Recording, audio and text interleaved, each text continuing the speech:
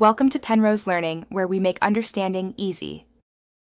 You start by signing into the Xbox profile that manages your cloud games.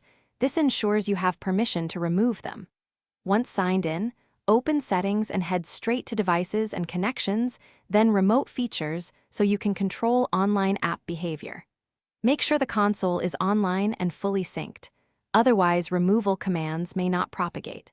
Now that connectivity and permissions are confirmed, you're ready to locate the cloud game entries and begin removal.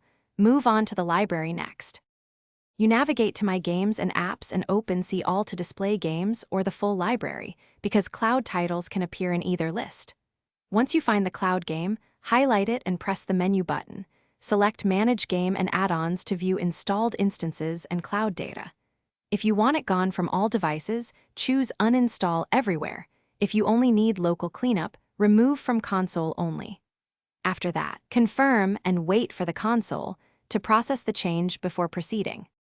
You finish by restarting the console to clear cached entries and refresh the catalog so the removed cloud game disappears everywhere. If the title still appears, make sure to clear persistent storage in Settings or temporarily remove and re-add your account. This forces a fresh sync of library data. Finally, check Xbox Live Service status for outages that can block removals and retry once services are healthy. If problems persist, repeat the uninstall steps after a network reset to resolve lingering synchronization issues. Thanks for watching. If this was helpful, leave a like and consider subscribing. See you next time.